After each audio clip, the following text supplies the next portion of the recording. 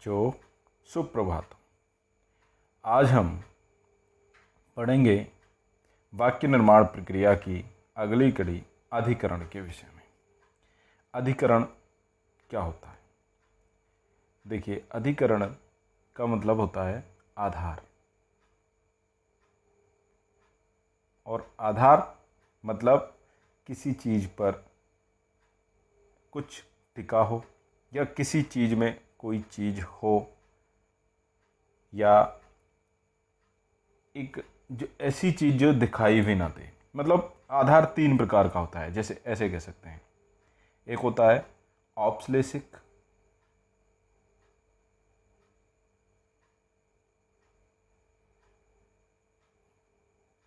औपश्लेषिक, ठीक है, यानी कि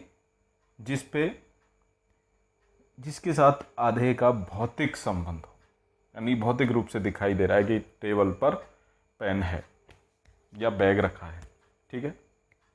एक होता है वैश्यिक, वैश्यिक आधार, ठीक है। इसका मतलब उस विषय के बारे में हम कहना चाह रहे हैं कि उस विषय में हमारी इच्छा है। मान लो मोक्ष की इच्छा है, तो मोक्ष में इच्छा है, इंटरेस्ट है। और एक होता है अभिव्यापक,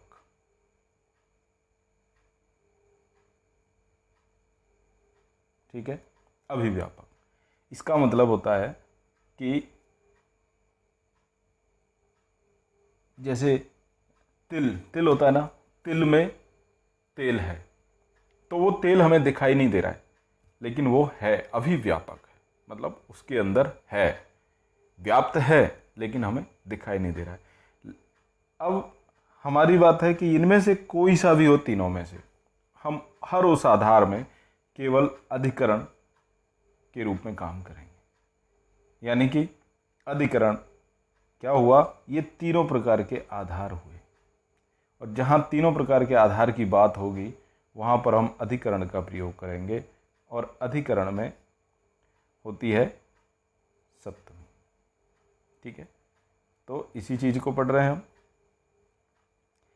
किसी स्थान पर कोई कार्य होता है, तो उस स्थान को हम, यानी कि उस आधार को हम क्या कहते हैं? अधिकरण कहते हैं, ठीक है। जैसे दिल्ली में निर्धन का बालक घर से साइकिल से पढ़ने के लिए विद्यालय जाता है। देखिए, वही वाक्य है हमारा, उसी को हम आगे बढ़ाते हुए जा रहे हैं और आगे चलते हुए जा रहे हैं। देखिए, सबसे पहले हम देखेंगे कि जाने वाला कौन है, या उससे भी पहले हम देखें कि क्रिया क्या है। जाता है, यानी जाता है, ठीक है। अब है से ही पता चल रहा है कि कोई अन्य जा रहा है, यानी या तो तुम जाते हो या मैं जाता हूं। तो मैं के साथ तो हमेशा क्या आएगा? ठीक है। और तुम जाते हो तो हो आएगा, और कोई जाता है यानी अन्य पुरुष जाता है तो है आएगा। लेकिन फिर भी इससे हम कंसल्ट ना करते हुए हम देखें जाता है, ये क्रिया हो गई, ठीक है। इसके साथ अब हम देखेंगे कि कौन जाता है, तो कहा बालक जाता है, यानी कि कर्ता क्या हुआ? बालक, ठीक है। और क्रिया क्या हो गई? जाता है, ठीक है। तो क्रिया हो गई जाता है और कर्ता हो गया बालक। तो अब हमें सिर्फ यही ध्यान देना है कि कर्ता कौन से पुरुष का है। तो ध्यान रहे, हम बार बार कहते आ रहे हैं, हर वीडियो में कहते आ रहे हैं, मैं उत्तम तुम मध्यम। यानी कि अगर मेरी बात हो रही है, मैं, हम दोनों, हम सब, तो उत्तम पुरुष हो जाएगा। अगर तुम्हारी बात हो रही है, यानी तुम दोनों, तुम सब, तो मध्यम पुरुष हो जाएगा। इसके अलावा जितने भी आएंगे वो सब किस में आएंगे? अन्य पुरुष या प्रथम पुरुष के रूप में आएंगे, ठीक है। तो इसका मतलब बालक ना तो मैं है ना तुम है, ये तो अन्य पुरुष है। तो जब अन्य पुरुष है तो अन्य पुरुष में एक वचन है, यही हमको देखना है, बालक है। अब जाता है यानी गम धातु, गच्छति गच्छतः, गच्छन्ति गच्छसि गच्छतः, गच्छत गच्छामि गच्छावः गच्छामः। तो अन्य पुरुष आएगा तो क्या आएगा, गच्छति। बालकः एक वचन है तो गच्छति। ठीक है, यानी ये एक साधारण वाक्य हमारा बन जाता है कर्ता और क्रिया का। अब हम देखते हैं कि बालक कहाँ जाता है। सबसे पहले कर्म को देखेंगे तो विद्यालय, तो विद्यालयम कर्म में द्वितीया होती है। विद्यालय भी एक वचन है तो विद्यालयम, विद्यालयो, विद्यालयान, तो विद्यालयम हो जाएगा। ठीक है, क्या हो जाएगा, विद्यालयम। ठीक है, बालकः विद्यालयम गच्छति। अब हम ढूंढते हैं काय से जा रहा है, करण की बात आएगी। क्रम से अगर चल रहे हैं तो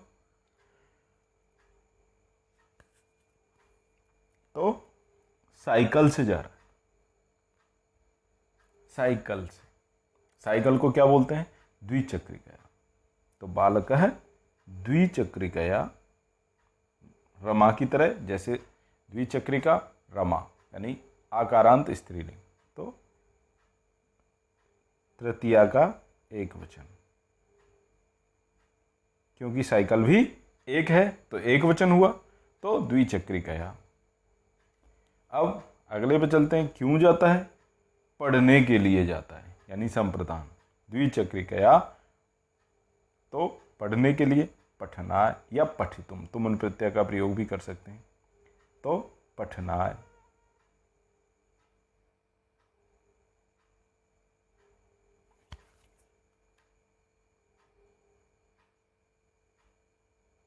ठीक है, पठनाय। अब कहाँ से जाता है, यानी कि अपादान, तो घर से। अब देखिए यहाँ भी से है, यहाँ भी से है, लेकिन यहाँ पर जोड़ने वाला से है और यहाँ पर अलग करने वाला है। तो जहाँ अलग करने वाला है वहाँ पर क्या होगा, पंचमी विभक्ति होगी, अपादान होगा, यानी गृहात। एक घर से जा रहा है तो एक वचन, गृहात, गृहाभ्याम, गृहेभ्य। ठीक है, अब कहें षष्ठी विभक्ति को देखें तो निर्धन का, तो निर्धन भी एक ही है तो क्या बनेगा, निर्धनस्य। षष्ठी विभक्ति में एक वचन। अब रह गया हमारे पास सप्तमी विभक्ति, दिल्ली में, यानी अधिकरण। हमारी मुख्य चीज है अधिकरण। तो इसको अब हम समझने की कोशिश करेंगे। ठीक है, देखिए ये हमने जी धातु से बनने वाले रूप हैं जो हमने लिए हैं यहाँ पर वर्तमान काल में, यानी लट लकार में। देखिए यहाँ पर बनता है जयति। आप हमेशा देखते होंगे जयते। ठीक है, सत्यमेव जयते। क्या जयते ठीक है, जयति बनता है रूप, तो फिर जयते कैसे हुआ, ये एक अलग विषय है, इस पे हम किसी और वीडियो में बात करेंगे। फिलहाल यही समझना है कि अगर हम एक साधारण वाक्य बना रहे हैं जी धातु को लेकर के तो बनेगा जयति, नॉट जयते। ठीक है,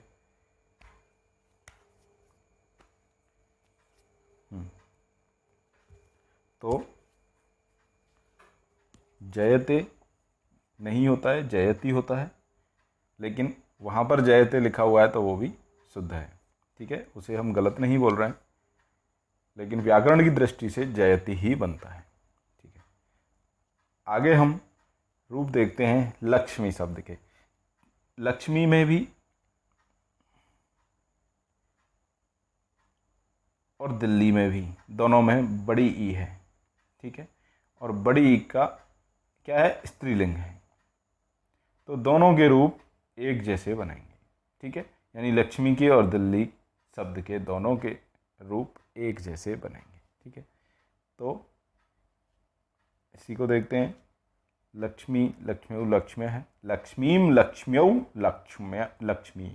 ठीक है, लक्ष्म्या, लक्ष्मीभ्याम, लक्ष्मीभि, लक्ष्म्यै, लक्ष्मीभ्याम, लक्ष्मीभ्य, लक्ष्म्यः, लक्ष्मीभ्याम, लक्ष्मीभ्य। ठीक है, फिर से लक्ष्म्या, लक्ष्म्यो, लक्ष्मी नाम षष्ठी, और सप्तमी में बनेगा यानी कि अधिकरण बनेगा लक्ष्म्याम, लक्ष्म्यो, लक्ष्मीषु। यानी कि जैसे दिल्ली है वैसे लक्ष्मी है, लक्ष्मी है वैसे दिल्ली है, यानी बड़ी इकारांत दीर्घ इकारांत स्त्रीलिंग है। तो दिल्ली में क्या बनेगा? दहल्याम। ठीक है, अगर एक वचन है तो दहल्याम, अगर द्विवचन है, दो दिल्ली में अगर पढ़ रहा है कोई या कर रहा है कुछ भी है तो दहल्यो, और अगर दिल्ली बहुवचन है तो दहलीसु। ठीक है, तो हमारे पास क्या है? एक वचन है तो दहल्या। ठीक है, सप्तमी यानी कि अधिकरण में क्या होती है? हमेशा सप्तमी होती है। अधिकरण में आधारो अधिकरणम सप्तम्या अधिकरणे च, और अधिकरण में क्या होती है? सप्तमी होती है। ठीक है, यह है। तो इस तरह से अब हम इस वाक्य को पूर्ण तरह से बना सकते हैं। अब हम क्या करेंगे कि सिंपल सी बात है एक, कि जब हम संस्कृत में वाक्य बनाते हैं तो वहाँ पर हमें किसी चीज़ का कोई ये नहीं है कि इसको यहाँ रखना है उसको वहाँ रखना है। जैसे हिंदी में वाक्य बना हुआ है वैसे ही हम उसको संस्कृत में भी बना सकते हैं। ठीक है, तो सबसे पहले है दिल्ली में। तो दिल्ली में यानी हमें दिख रहा है मैं पे पर, अधिकरण की तीन निशानी है। एक आएगा मैं, देखिए ये दो तरह के मैं होते हैं, एक ये वाला मैं होता है, एक ये वाला मैं होता है। तो ये वाले मैं का मतलब होता है कि उसमें अंदर होना, ठीक है, उसमें व्याप्त होना आधार के रूप में, और ये वाला मैं का मतलब होता है अहम, मैं खुद, अपने लिए जब बात करते हैं। ठीक है, तो जब दो मात्राएं आ जाती हैं तो मैं खुद अपनी बात कर रहे हैं हम, कि मैं ऐसा करता हूँ।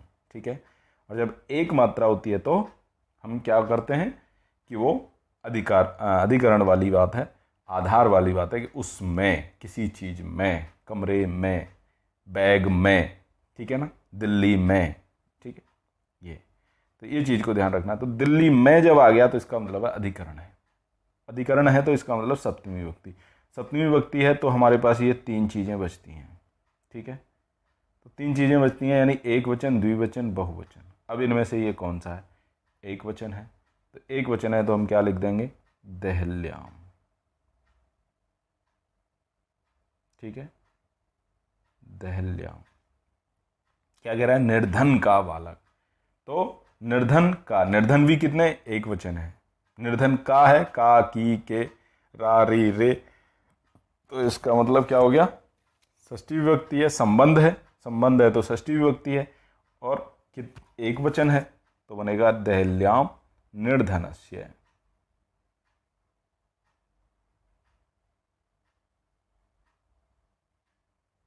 ठीक है, अब बालक, बालक एक है, अन्य पुरुष है तो दहल्याम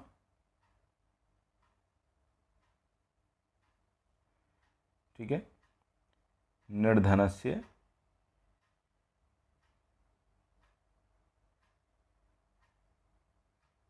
बालक है। घर से, घर से यानी अलग हो रहा है घर से, घर के माध्यम से तो नहीं कर रहा है, दिख रहा है क्लियर, घर से यानी जाने की बात हो रही है, घर से जा रहा है तो अपादान हो गया। तो घर से यानी गृहात। ठीक है, फिर साइकिल से। अब देखिए साइकिल से क्या होता है? जा रहा है। अगर साइकिल से गिर रहा है यानी अलग हो रहा है तो इसमें क्या हो जाता? अपादान हो जाता। लेकिन साइकिल से जाता है तो क्या हुआ? जोड़ने की बात हो रही, साइकिल के माध्यम से जा रहा है तो इसमें क्या हो जाएगा? करण हो गया, ये करण हो गया तो तृतीया, कर्णयोस तृतीया। तो क्या बनेगा? रमा की तरह रूप बनेंगे तो द्विचक्रिकया।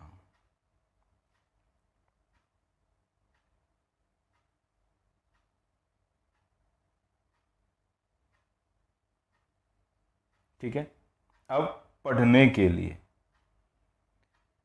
तो चतुर्थी विभक्ति आ गई, पठन शब्द से बनेगा पठनाय।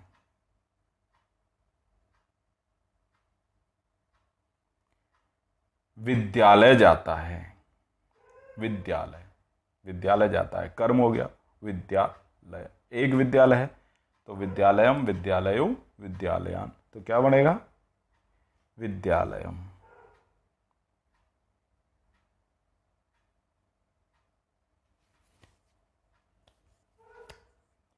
अब चूंकि बालक है, एक है, अन्य पुरुष है, तो गम धातु से गच्छति, गच्छतः, गच्छन्ति, तो क्या बन जाएगा गच्छति। इस तरह से आपका पूर्ण वाक्य बन जाएगा। दहल्याम निर्धनस्य बालकः गृहात् द्विचक्रिकया पठनाय विद्यालयम गच्छति, यानी कि सातों की सातों विभक्तियों को लेकर के एक हमने पूर्ण वाक्य बना लिया। अगर अब हम इस वाक्य को लगभग 50 इसके अभ्यास करें तो हमसे एक भी संस्कृत का अनुवाद नहीं छूटेगा। अब इस तरह से हम बालक के स्थान पर उत्तम पुरुष, मध्यम पुरुष या एक वचन द्विवचन में परिवर्तन करते हुए, इधर धातु में भी परिवर्तन करते हुए या इनमें से किसी शब्द में भी परिवर्तन करते हुए हम वाक्यों का निर्माण कर सकते हैं। यथा बालक के स्थान पर अगर हम कर दें कि मैं दिल्ली में, मैं निर्धन का बालक, मैं घर से साइकिल से पढ़ने जाता हूँ। अब साइकिल के स्थान पर हम कर दें पैरों से पढ़ने जाता हूँ, तो दो पैर हो गए, तो क्या हो जाएगा पादाभ्याम। ठीक, इसी तरह से हम अगर बस से पढ़ने जाते हैं तो बस यानेन, यानम बस यानम, बस याने बस यानानी, बस यानम बस याने बस यानानी। ऐसे ही तृतीया में बनेगा बस यानेन बस यानाभ्याम बस याने। ठीक है, बस यानई। इस तरह से तो किसी भी उससे हम किसी भी चीज़ को इसमें बदल करके, किसी भी विभक्ति को, किसी भी वचन को बदल करके इसमें हम वाक्य बना सकते हैं। ठीक है, धन्यवाद।